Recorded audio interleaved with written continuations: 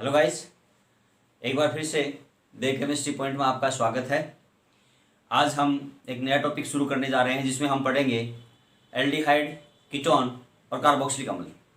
Chapter शुरू करें उससे पहले आप सभी मेरे चैनल को सब्सक्राइब कर लीजिए और हाँ, बेल आइकन को दबाना ना भूलें, क्योंकि जैसे ही आप बेल आइकन को दबाएंगे तो जैसे ही मैं वीडियो अपलोड करूँगा तो आपके पास मेरे वीडियो के नोटिफिकेशन है वो पहुँच जाएंगे।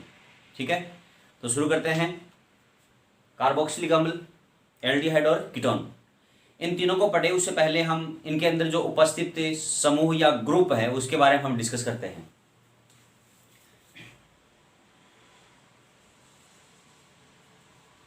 इस ग्रुप को हम बोलते हैं कार्बोनिल ग्रुप या कार्बोनिल समूह है।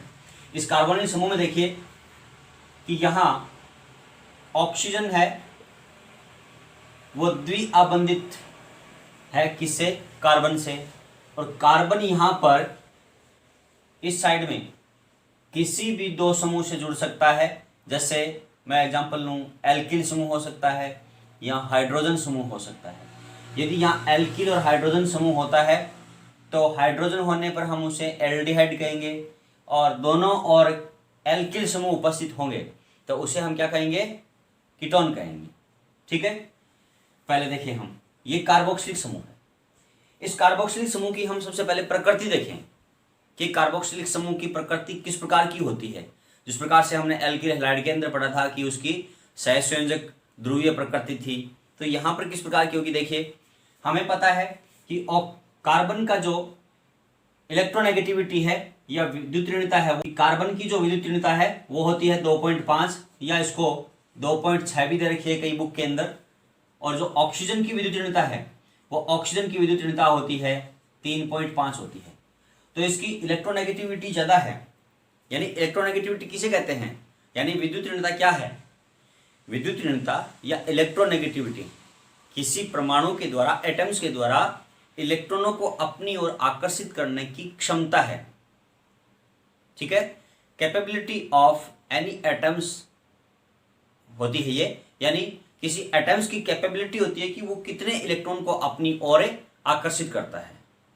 ठीक है, तो इसे हम क्या कहते हैं? इलेक्ट्रोनेगेटिविटी।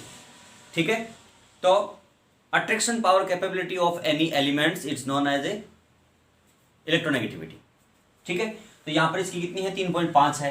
तो ये क्या करेगा कि कार्बन के इलेक्ट्रॉन को अपनी ओर आकर्षित करेगा। अपनी ओर आकर्षित करेगा तो इसकी इलेक्ट्रोनेगेटिविटी ज्यादा होने के कारण कार्बन के जो इलेक्ट्रॉन है वो इस ऑक्सीजन की ओर चले जाते हैं और इस प्रकार से ये अनुनाद अवस्था में आ जाते हैं, या रिजोनेंस स्ट्रक्चर, या ये रिजोनेंस एक स्ट्रक्चर का निर्माण कर लेते हैं। वो इस प्रकार से होती है, देखो इसकी यहाँ नेगेटिव आ जाएगा साइन और यहाँ क्या आ जाएगा? पॉजिटिव साइन आ जाएगा। यानी इन्होंने अपने अनुनादित अवस्था ग्रहण कर ली है, या ये रिजोनेंस स्ट्रक्चर ग्रहण कर लिया इन्होंने। इस स्ट्रक्चर के अंदर देखिए, इस पे तो पॉजिटिव चार्ज है कार्बन पे और ऑक्सीजन पे नेगेटिव चार्ज है, इसलिए कैसी प्रकृति हो गई है इसकी? ध्रुवीय प्रकृति हो गई है। कैसी हो गई है इनकी? ध्रुवीय प्रकृति हो गई है, या नेचर इन पोलर हो गया है। कैसी है ये? नेचर इन पोलर है। कौन? Carboxylic group. ठीक है, ये तो हो गई इसकी प्रकृति। अब यदि इसकी हम स्ट्रक्चर देखें, संरचना, तो इसकी संरचना में देखिए, हमने 11th क्लास के अंदर पढ़ा था ओवरलैपिंग, जिसको हम हिंदी में कहते हैं अतिव्यापन, और हाइब्रिडाइजेशन या संकरण, वो पढ़ा था हमने। तो यहां कार्बन देखिए कि कार्बन इस साइड में और इधर, और एक यहां, ये ऑक्सीजन के साथ सिग्मा आगमन का निर्माण करती है। किसका निर्माण करती है? ये सिग्मा आगमन। यहाँ एक सिग्मा बंध ये हो गया, ये सिग्मा बंध ये हो गया, ये सिग्मा आबंध हो गए। तो सिग्मा आबंध कितने बना लिए? 3 सिग्मा आबंध बनाए हैं। और इनका जो बॉन्ड फॉर्मेशन के अंदर हमने देखा है कि बॉन्ड फॉर्मेशन है वो ओवरलैपिंग के द्वारा होता है। कौन से? सिग्मा है वो अक्षीय, यानी एक एक्स के अंदर, एक्सिस के अंदर जब ओवरलैपिंग होती है तो सिग्मा बॉन्ड का फॉर्मेशन होता है। यदि हम पैरेलल करें, इस प्रकार से पैरेलल ले लें, पैरेलल ओवरलैपिंग होती है तो उसको हम कहते हैं पाई बॉन्ड। जैसे आपने देखा होगा कि ये कोई बॉन्ड है और एक ये बॉन्ड आ गया, ये बॉन्ड इसके साथ और ये दोनों जो ऑर्बिटल है, इन ऑर्बिटलों के अंदर इसका सिरा इसके साथ और इसका सिरा इसके साथ ओवरलैपिंग होता है, तो उसको हमने इस प्रकार से किया था डिफाइन 11th क्लास के अंदर, आपको शायद याद होगा इस प्रकार से। और फिर लास्ट में कैसे बन जाता है, ये एक इधर, इसको ऐसे बनाते हैं और इसको बोलते हैं हम बनाना बॉन्ड या सैंडविच बॉन्ड बोलते हैं। क्या बोलते हैं इसको, बनाना बॉन्ड या सैंडविच बॉन्ड, जो हमने 11th क्लास के अंदर अच्छी तरीके से स्टडी कर लिया है। तो देखिए कि यहां क्या करेगा कि कार्बन है वो इस ऑक्सीजन के साथ और यहां से एल्किल ग्रुप के साथ इस साइड में दो, तो यहां पर इन्होंने बना रखे हैं सिग्मा आबंधी, कौन से, एल्किल ग्रुप या हाइड्रोजन के साथ। एक बनाएगा ये ऑक्सीजन के साथ सिग्मा बॉन्ड, परंतु एक क्या करेगा कि यहां पर इसके p ऑर्बिटल के और इसके भी कौन सा p ऑर्बिटल, इस प्रकार से ये क्या करेंगे, लेटरल ओवरलैपिंग या संपार्श्वीय अतिव्यापन करते हैं।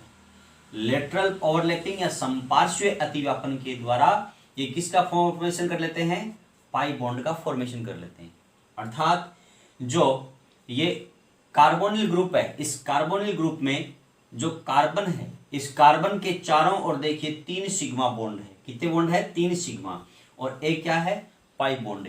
ये पाई बॉन्ड किसके साथ फॉर्मेशन कर रहा है, ये ऑक्सीजन के जो p ऑर्बिटल के जो इलेक्ट्रॉन्स हैं उनके साथ ये संपार्श्वीय या लेटरल है वो ओवरलैपिंग कर रहा है।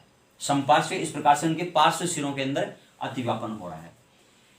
ठीक है, इसको यदि हम लिखना चाहें तो आप ऐसे भी लिख सकते हो, इसको ये कार्बन है और कार्बन को इसको आप बॉन्ड को इस प्रकार से कर सकते हो। इस बॉन्ड को आप ऐसे लिखोगे ठोस बेस के रूप में। हमने एल्किल हैलाइड की जो मैकेनिज्म पढ़ी थी उसमें मैंने बताया था कि यहाँ पर ये बॉन्ड क्या होता है, बिल्कुल इन फ्रंट ऑफ यू, यानी आपके सामने का बॉन्ड होता है। डैश वेज है वो आपके बिल्कुल विपरीत होता है। ये डैश के रूप में लिख रखा है, ये डैश लाइन है वो बिल्कुल अपोजिट होती है जैसे इस बोर्ड के उस साइड के अंदर, परंतु जो सॉलिड्स लाइन होती है वो क्या होती है, बिल्कुल इन फ्रंट ऑफ यू, यानी आपके सामने। इसका मतलब क्या हो गया, डैश वाली है वो तो बोर्ड के उस साइड के अंदर है और ये जो ठोस है वो क्या हो गया आपके सामने, और एक क्या हो गई इधर हो गई, और ये ऑक्सीजन के साथ इस प्रकार से जुड़ा हुआ है। बॉन्ड कौन सा है, ये सिग्मा है। एक बॉन्ड यहां पर बना लेता है, ये देखिए ऐसे,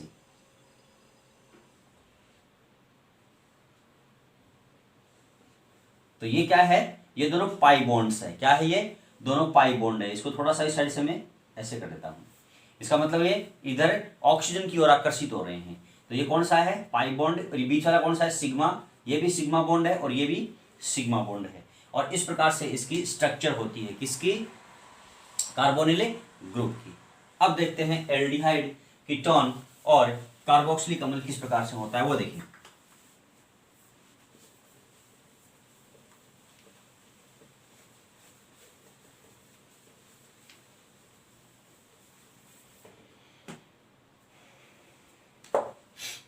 मैं फिर से लिखता हूं कार्बोनिल ग्रुप को, ऐसे लिख दिया मैंने। अब इसमें देखें हम कि यदि कार्बोनिल ग्रुप से एक साइड में हमने हाइड्रोजन कर दिया और एक साइड में हमने क्या कर दिया, कोई एल्किल ग्रुप जोड़ दिया है, तो उसे हम क्या कहेंगे, एल्डिहाइड कहेंगे। क्या कहेंगे उसको, एल्डिहाइड। ठीक है, और यदि कार्बोनिल ग्रुप का जो कार्बन है, इस कार्बन से दोनों ओर एल्किल समूह हम जोड़ देते हैं तो उसे हम कहते हैं कीटोन। क्या कहते हैं उसको, कीटोन्स कहते हैं, इसको हम एल्डिहाइड से कहते हैं। अब एल्डिहाइड और कीटोन में कोई ज्यादा अंतर नहीं है, केवल एक एल्किल ग्रुप का है। यदि कार्बोनिल ग्रुप के दोनों ओर हाइड्रोजन अथवा एक और हाइड्रोजन और एक और कार्बन हो या एल्किल ग्रुप हो तो उसे हम एल्डिहाइड कहते हैं, और दोनों ओर यदि एल्किल ग्रुप हो तो उसे हम कीटोन कहते हैं। यहां पर एल्किल ग्रुप डिफरेंट हो सकता है, ये एल्किल ग्रुप डिफरेंट हो सकता है, दोनों अलग हो सकते हैं और दोनों समान भी हो सकते हैं। जैसे हमने लिया एसीटोन, तो एसीटोन एक कीटोन है। देखिए इसमें क्या है, ये ग्रुप पाया गया है, और ये क्या है, कार्बोनिल ग्रुप, इधर भी एल्किल ग्रुप, इधर भी एल्किल ग्रुप, तो ये एल्किल ग्रुप समान हो गए। क्या है, ये एसीटोन है, तो एसीटोन किसका एग्जाम्पल हो गया, कीटोन का एग्जाम्पल हो गया। एल्डिहाइड के अंदर यदि हमने यहां से हटाकर H जोड़ दिया है तो ये भी कौन सा बन गया है, सबसे सरलतम एल्डिहाइड, सिंपलेस्ट एल्डिहाइड इसको क्या कहते हैं हम, फॉर्मेल्डिहाइड। ठीक है, और इसके बारे में पूछा गया है कि सबसे सिंपल एल्डिहाइड का सूत्र क्या होता है, पूछा हुआ एग्जाम के अंदर। तो सबसे सिंपल एल्डिहाइड कौन सा है, एसीटोन होता है। और ये क्या होता है, इसका स्ट्रक्चरल फॉर्मूला या संरचना सूत्र हो गया है। ठीक है, पूछा हुआ है तो इस बात को ध्यान रखना है कि एसीटोन के बारे में पूछ जाता है तो सीधा एसीटोन के बारे में पूछ ले कि एसीटोन का फॉर्मूला क्या होता है तो हर कोई बता देता है। और उसी बात को थोड़ा सा घुमाकर पूछ लिया कि सबसे सरलतम कीटोन का फॉर्मूला क्या होता है, तो ये स्ट्रक्चरल फॉर्मूला हो गया सबसे सरलतम कीटोन का, कौन सा हो गया, प्रोपेनॉन या एसीटोन। ठीक है, अब थोड़ा सा इसके अंदर चेंज कर दें, हम क्या करें कि यहां पर एक OH ग्रुप और जोड़ दें। हमने एल्किल ग्रुप जोड़ा था तब तो कीटोन बन गया था, लेकिन यहां पर हम हाइड्रोक्सिल ग्रुप जोड़ दें, OH ग्रुप जोड़ दें, तो जोड़ते क्या बन जाएगा, ये कार्बोक्सिलिक अम्ल बन जाएगा। कौन सा हो जाएगा ये कार्बोक्सिलिक ग्रुप या कार्बोक्सिलिक अम्ल बन जाएगा। तो एल्डिहाइड में तो कार्बोनिल समूह के कार्बन के एक साइड में एल्किल ग्रुप और एक साइड में हाइड्रोजन या दोनों ओर हाइड्रोजन होता है तो एल्डिहाइड होगा। और यदि कार्बोनिल ग्रुप के दोनों ओर एल्किल ग्रुप होगा तो वो होगा कीटोन। और कार्बोनिल ग्रुप के एक साइड एल्किल ग्रुप और एक साइड में हाइड्रोक्सिल ग्रुप OH होता है तो उसे हम कार्बोक्सिलिक ग्रुप कहते हैं या कार्बोक्सिलिक अम्ल कहते हैं। ठीक है, तो ये तो होगी इसकी संरचना और एल्डिहाइड, कीटोन और कार्बोक्सिलिक अम्ल का इंट्रोडक्शन छोटा सा। अब इनके यदि हम नाम देखें तो नाम मैंने IUPAC नाम में बताए थे कि यदि कॉमन नाम लिखते हैं तो एथिल एल्डिहाइड, मेथिल एल्डिहाइड या प्रोपिल एल्डिहाइड ऐसे लिख देते हैं। लेकिन IUPAC नाम देखें तो IUPAC नाम एल्डिहाइड्स के लिए जो प्रीफिक्स है वो होता है फॉर्मिल। प्रीफिक्स होता है फॉर्मिल, यानी ये तो होता है पूर्व लग्न, फॉर्मिल पूर्व लग्न या प्रीफिक्स होता है। और जो अनुलग्न है या सफिक्स है वो होता है एल। ठीक है, और कीटोन की बात करें हम, कीटोन्स का है वो प्रीफिक्स होता है ऑक्सो और सफिक्स होता है वो ऑन होता है। जैसे मैं एग्जांपल ले लूं, सिंपलेस्ट कीटोन ले लिया मैंने, इसका यदि हम एग्जांपल इसका कॉमन नेम लिखें, सिंपल सा नेम हो जाएगा, क्या होगा, डाइमेथिल कीटोन। नाम क्या होगा इसका, डाई मेथिल कीटोन। ठीक है, और यदि हमें IUPAC नाम लिखना चाहें तो क्या नाम हो जाएगा, ऑन लगा ना, तो ऑन क्या हो जाएगा, इसका नेम हो जाएगा, तो प्रोपेनॉन। नाम क्या होगा इसका, प्रोपेनॉन होगा। हमने यहां पर एक पोजीशन शो नहीं की है क्योंकि यदि कार्बन की संख्या 3 होती है तो यहां पर हम इसका नाम शो नहीं करते, यानी इस कार्बोनिल ग्रुप की पोजीशन को शो नहीं करते। ठीक है, और यदि हम जैसे इसको हम ऐसे कर दें, यहां पे मैंने CH2 कर दिया और यहां CHO कर दिया, तो अब क्या बन गया है, ये एल्डिहाइड बन गया है। तो एल्डिहाइड के अंदर क्या हो गया, प्रोपिल एल्डिहाइड। कार्बन कितने हैं, 3, तो हो गया कौन सा ये, प्रोपिल एल्डिहाइड।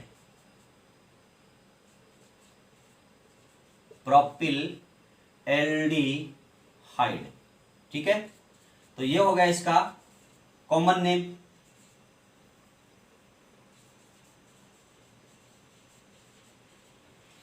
अब यदि इसका IUPAC नाम देखें तो IUPAC में क्या आएगा इसके, एल। तो कार्बन कितने हैं, 3, तो नाम होगा इसका प्रोपेनेल। क्या नाम होगा इसका, प्रोपेनेल, इसका नेम हो गया।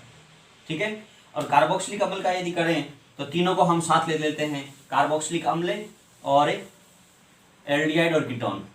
तो देखिए तीनों का हम एग्जांपल एक साथ लें,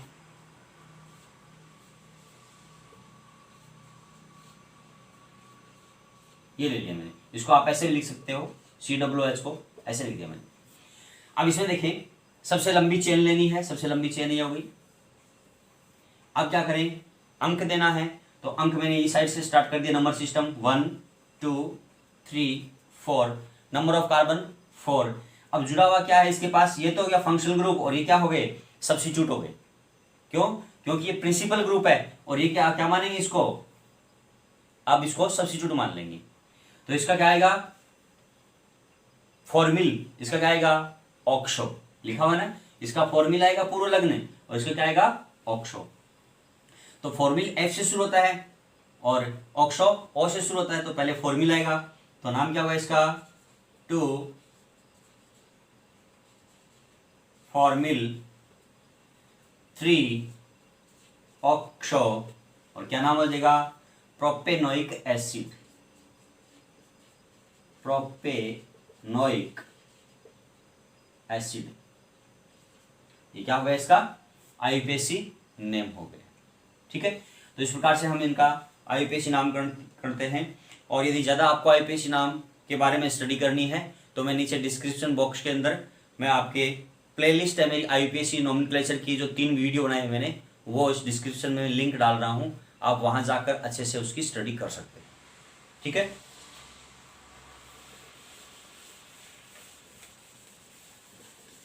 इसके बाद देखेंगे हम कार्बोनिल ग्रुप देख लिया है, एल्डिहाइड और कीटोन देख लिया। अब हम देखेंगे इसका प्रिपरेशन मेथड, निर्माण की विधियां। हमने निर्माण की विधियों में अल्कोहल के अंदर पढ़ा था कि अल्कोहल से हम एल्डिहाइड या कीटोन का फॉर्मेशन करते हैं, और उसके अंदर हमने जो अल्कोहल है, प्राथमिक अल्कोहल, द्वितीयक अल्कोहल और तृतीयक अल्कोहल के अंदर विभेदीकरण पढ़ा था हमने। ठीक है ना, विभेदीकरण में उसके अंदर एक तो हमने लुकास परीक्षण पढ़ा था, लुकास परीक्षण के अलावा हमने ऑक्सीकरण पढ़ा था, ऑक्सीकरण के अलावा हमने डिहाइड्रेशन पढ़ा था। ठीक है ना, और एक वेक्टरमेयर परीक्षण पढ़े थे। तो वो तो दो काम में नहीं आएंगे, लुकास परीक्षण और वेक्टरमेयर परीक्षण, लेकिन 2 जो हमने पढ़े थे, डिहाइड्रोजिनेशन और एक था ऑक्सीडेशन। वो दोनों क्या होते हैं, अल्कोहल के होते हैं, और उनके अंदर हमने देखा था कि प्राइमरी से क्या बनता है, सेकेंडरी से क्या बनता है, वो फिर से देखते हैं। मेथड पहला है बाई अल्कोहल, पहला कौन सा है, बाई अल्कोहल, यानी हम अल्कोहल के द्वारा हम एल्डिहाइड और कीटोन का फॉर्मेशन किस प्रकार से करते हैं। फिलहाल तो मैं मिक्स विधि पढ़ रहा हूँ कि ये दोनों विधियां वो होगी जिससे हम एल्डिहाइड का भी फॉर्मेशन कर सकते हैं और कीटोन का भी फॉर्मेशन कर सकते हैं। आगे हम कुछ ऐसी मेथड्स पढ़ेंगे जिसमें केवल एल्डिहाइड का फॉर्मेशन होगा और कीटोन का होगा, वो बाद में पढ़ेंगे। फिलहाल हम मिक्स्ड ये मेथड पढ़ रहे हैं। ठीक है ना, मिक्स मेथड के अंदर एल्डिहाइड का भी फॉर्मेशन होगा और कीटोन का भी फॉर्मेशन होगा।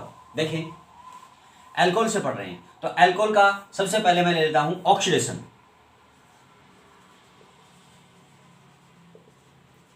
यानी हम ऑक्सीकरण लेते हैं।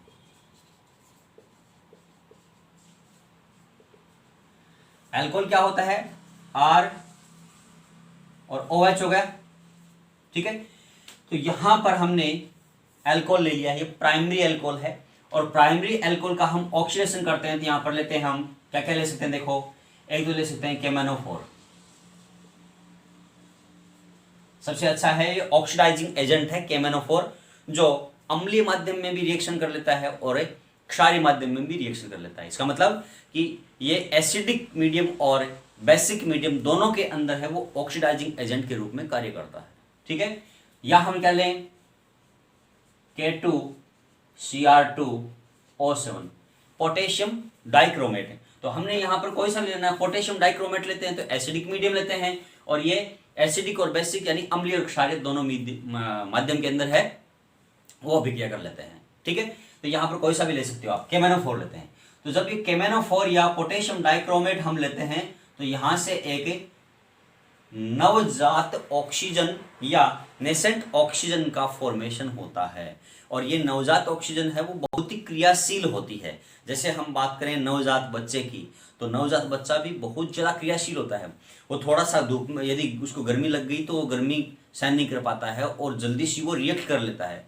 यदि उसको थोड़ी सी सर्दी लग जाती है तो वो सर्दी के साथ रिएक्ट कर लेता है, यानी वो बहुत ज़्यादा नवजात होता है, वो बहुत ज़्यादा रिएक्टिव होता है, मोर रिएक्टिव होता है। उसी प्रकार से ये ऑक्सीजन है, वो जो नेसेंट या नवजात ऑक्सीजन है वो बहुत ज़्यादा रिएक्टिव होती है, इसीलिए इसको हम ब्रैकेट के अंदर रखते हैं। जैसे नवजात बच्चे को हम किस में रखते हैं, पोतले के अंदर रखते हैं, उसी प्रकार से हम क्या करते हैं, नवजात ऑक्सीजन को भी ये पोतले के रूप में दिखा रखा है, ब्रैकेट को, वैसे रखते हैं इसको।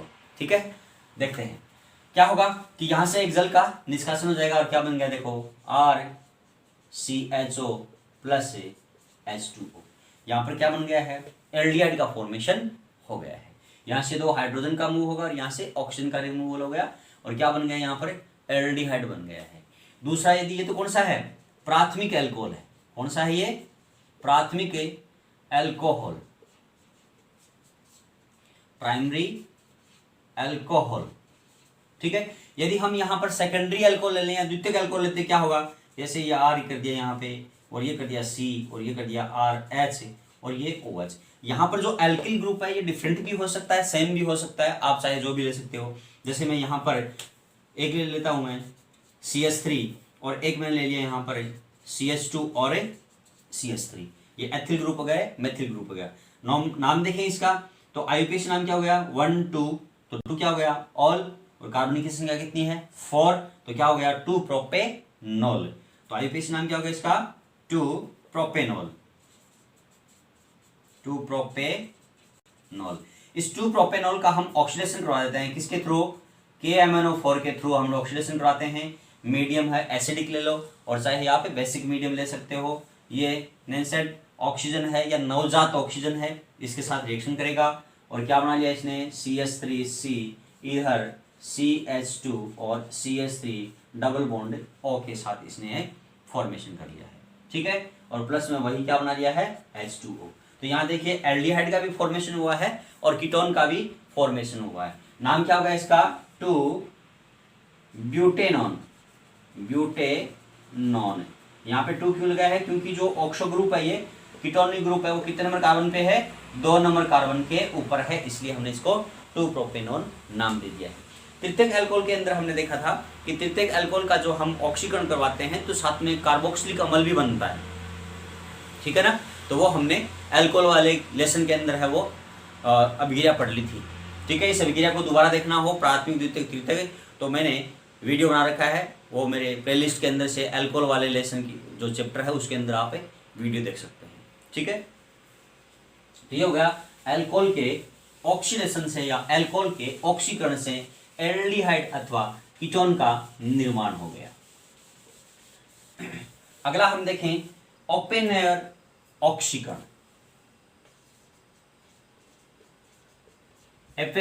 ओपन और ऑक्सीकरण ये भी अल्कोहल का ही होता है। ठीक है, ओपन और ऑक्सीडेशन, ये ओपन एयर ऑक्सीडेशन है। ऑक्सीकरण कुछ भी नहीं करना आपको, अल्कोहल और एसीटोन लेना है। एसीटोन का आपको अधिक लेना है और लेना क्या है, देखिए CH3 और मैंने यहां कर दिया CO, इसका मैंने कर दिया होल 3 और एल्यूमिनियम। ये क्या है, ये तृतीयक ब्यूटोक्साइड है। मैं स्ट्रक्चर लिखता हूं इसका, कैसा होगा, ये कार्बन है, इधर ये O है, इधर CH3 है, इधर भी CH3 है, इधर भी CH3 है और इसको कर दिया मैंने 3 बार और यहां क्या कर दिया एल्यूमिनियम। तो देखिए ये जो मैंने लिया है वो यही है। मेथिल कितने, देखो CH3 कितने हैं 3, तो 1 2 3 CH3 हो गए हैं। कितने हो गए CH3, 3 हो गए हैं। यहां पर होल 3 है तो ये होल 3 हो गया, CO1 है तो CO1 है एल्यूमिनियम। यानी इसको हम इस प्रकार से लिख सकते हैं या इसको हम इस प्रकार से लिखते हैं।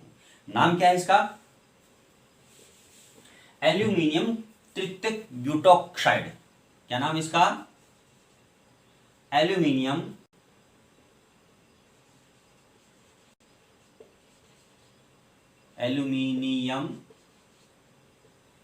Tertiary butoxide. ठीक है, नाम क्या होगा इसका, एल्यूमिनियम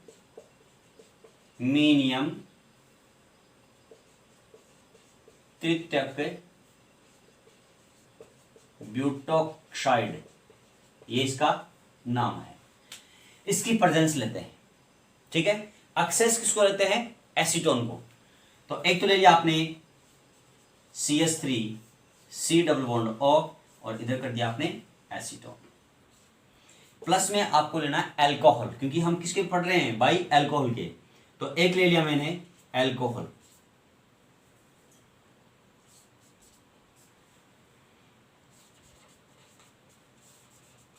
क्या लिखा है, 2 ब्यूटेनॉल ले लिया मैंने, क्या लिया है, 2 ब्यूटेनॉल।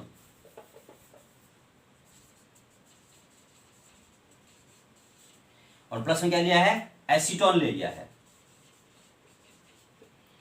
2 ब्यूटेनॉन और एसीटोन मैंने ले लिए हैं, दोनों की रिएक्शन करवाएं किसकी प्रेजेंस में, एल्यूमिनियम तृतीयक ब्यूटोक्साइड या एल्यूमिनियम टर्सरी ब्यूटोक्साइड, वो यहां पर मैंने ले लिया है। मैंने लिख दिया यहां पर CH3 3CO3Al। कुछ नहीं करना आपको, ये वाला यहां लगा देना है और ये समूह यहां लगा देना है, दोनों में चेंज कर देना है कि ये समूह उठाया और यहां लगा दिया तो क्या बन गया, देखो इधर है CH3, फिर क्या है C, इधर क्या है CH2, इधर क्या है CH3, ठीक है ना।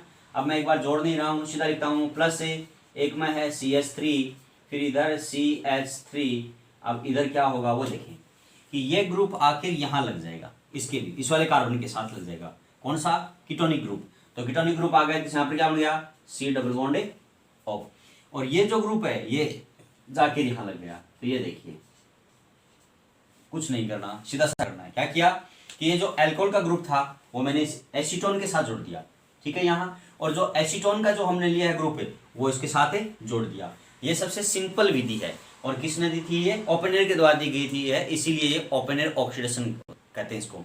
और ये ऑक्सीडेशन किसका हो रहा है, अल्कोहल का हो रहा है, क्योंकि अल्कोहल से किसका फॉर्मेशन हो रहा है, कीटोन का हो रहा है, 2 प्रोपेनॉन का हो रहा है, जबकि हमने लिया क्या है, 2 ब्यूटेनॉल लिया है, और सॉरी 2 ब्यूटेनॉल हो रहा है, 2 ब्यूटेनॉल से 2 ब्यूटेनॉन बन रहा है, प्रोपेनॉन नहीं बन रहा, क्या बन रहा है, 2 ब्यूटेनॉन बन रहा है। लिए क्या हमने, 2 ब्यूटेनॉल, अल्कोहल लिया और कीटोन बन गया, ठीक है ना। तो अल्कोहल का किस में ऑक्सीडेशन हो गया है, कीटोन के अंदर हो गया। यहाँ पर एक्सेस या अधिक्य किसका लेते हैं, एसीटोन का हम अधिक्य लेते हैं, ठीक है ना। अधिक्य का मतलब बहुत ज्यादा मात्रा के अंदर या एक्सेस से मात्रा, ठीक है। तो ये क्या हो गया आपका, ओपनर ऑक्सीडेशन हो गया है।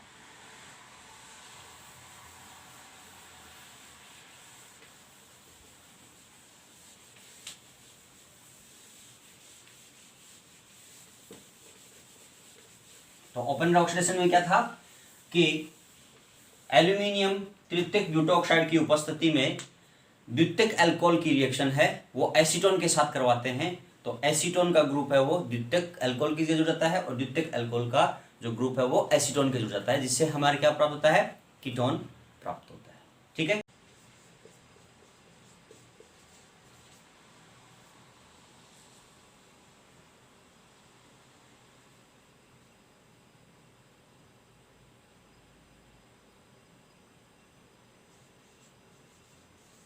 एल्कीन के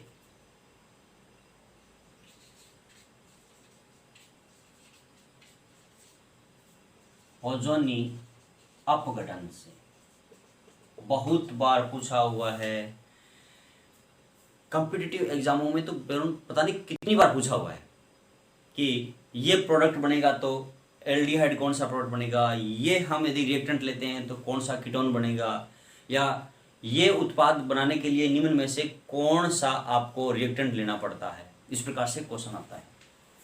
देखिए नाम क्या होगा इसका, बाई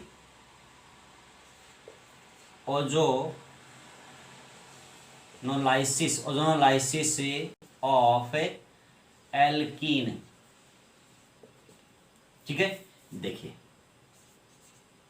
CH2 डबल बॉन्ड, मैं पहले सीधा रिएक्शन लिखता हूं उसके बाद समझा दूंगा। ऑक्सीजन लिया, सॉरी ओजोन लिया, और ओजोन लेकर आपको कुछ नहीं करना, एक झोंपड़े की तरह बना देना इस प्रकार से। ये झोंपड़े की तरह बना दिया आपने, इधर ओ रख दिया, इधर ओ रख दिया, इन सबको मिला दिया, क्या बन गया, देखो ये ओजोनाइज्ड प्रोडक्ट है जो बिल्कुल ही अनस्टेबल होता है, ओजोनाइज्ड है।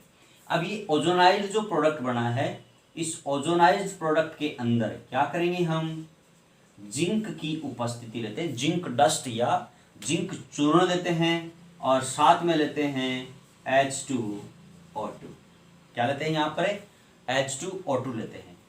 और क्या करेगा ये, इसको इस प्रकार से दो भागों में तोड़ देता है, एक इधर तोड़ेगा एक इधर तोड़ेगा। ठीक है, अब देखो यहाँ पर क्या बच गया, HCHO, और ये भी क्या हो गया H, है ना, H2 है तो 2H हो गए, इधर भी H2 है तो 2H हो गए, C1 है तो C1 हो गया, O1 है तो 1 हो गया, कितने बन गए, 2 बन गए। ठीक है ना। अब देखिए, यानी हमने एल्कीन लिया, तो एल्कीन का जब हम ओजोनी अपघटन या ओजोनोलाइसिस करवाते हैं तो ये ओजोनाइज्ड या ओजोनी उत्पाद बनता है। ये अस्थायी होता है जो जिंक चूर्ण और H2O2 की प्रेजेंस के अंदर किस में टूटता है, HCHO के रूप में टूट जाता है।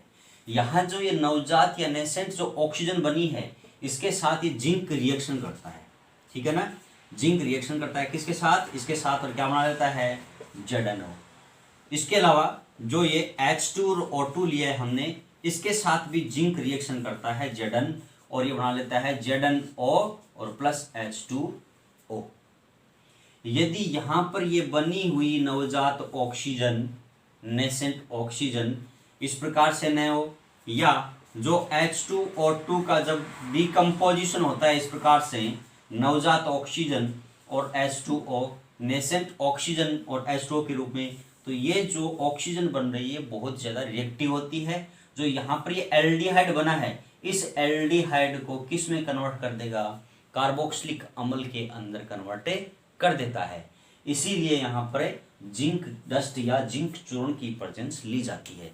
प्रश्न बार बार पूछा जाता है कि जब हम एल्कीन का ओजोनी अपघटन करते हैं या एल्कीन का ओजोनोलाइसिस के अंदर जिंक डस्ट या जिंक चूर्ण को क्यों उपयोग में लिया जाता है, तो आंसर क्या होगा कि जैसे ही हम एल्कीन का ओजोनोलाइसिस करवाते हैं तो नवजात या नेसेंट ऑक्सीजन बनती है, और वह ऑक्सीजन अधिक क्रियाशील होती है, मोर रिएक्टिव होती है, जो एल्डिहाइड अथवा कीटोन को कार्बोक्सिलिक अम्ल के अंदर ऑक्सीडाइज या ऑक्सीकरण कर देता है।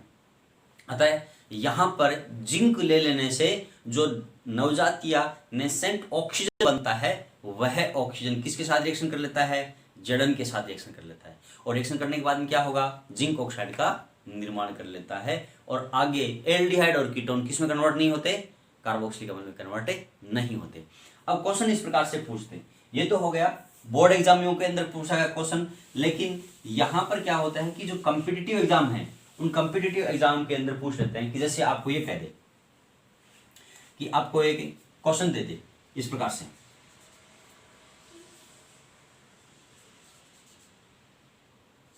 एक तो दे दिया एसिटाल्डिहाइड और प्लस से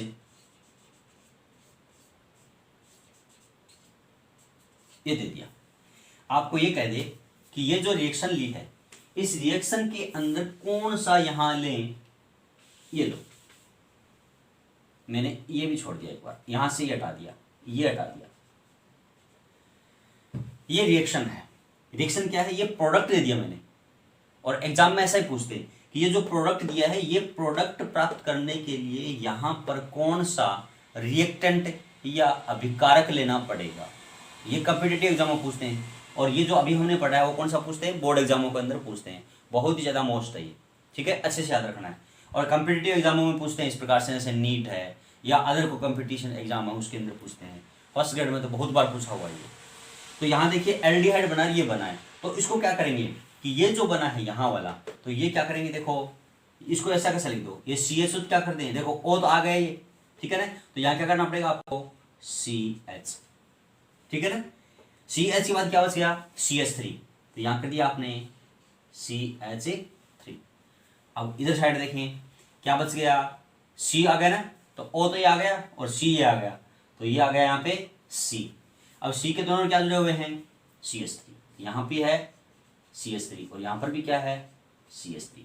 अब देखो, अब इसको उठा के इस वाले को और इस वाले को, इनको उठाकर ऐसा कैसा यहाँ लिख देना है, क्योंकि ये तो क्या है, ओजोन के हैं, ये किसके हैं, ओजोन से ऑक्सीजन आए हुए हैं, इनको उठाया और मैंने यहाँ लिखा, तो मैंने क्या कर दिया, CH3 CS, ये आ गया। उसके बाद मैंने उसको उठाकर ये इसको लिख दिया, इधर क्या है C, इधर क्या है CH3, इधर भी क्या है CH3, दोनों किस जोड़ दो, डबल बॉन्ड के द्वारा, ठीक है ना। दोनों कैसे जोड़ दिया, डबल बॉन्ड के द्वारा इसको जोड़ दिया, तो प्रोडक्ट क्या हो गया, ये वाला प्राप्त होगा, ठीक है ना। तो ये इसका प्रोडक्ट बन गया है, ठीक है ना। इसको तोड़ा एसिटाल्डिहाइड, इसको तोड़ा एसीटोन। तो इस प्रकार से क्वेश्चन पूछ लेते, जरूरी नहीं ये पूछे यहाँ पर कोई दूसरा दे दे, ब्रांच के रूप में दे दे कि यहाँ दोनों कीटोन बने ऐसे दे दे, दोनों एल्डिहाइड बने ऐसे भी देते। तो ये रिएक्शन कौन सी है, जहाँ पर एल्डिहाइड और कीटोन दोनों बनते हैं, ठीक है। ओके।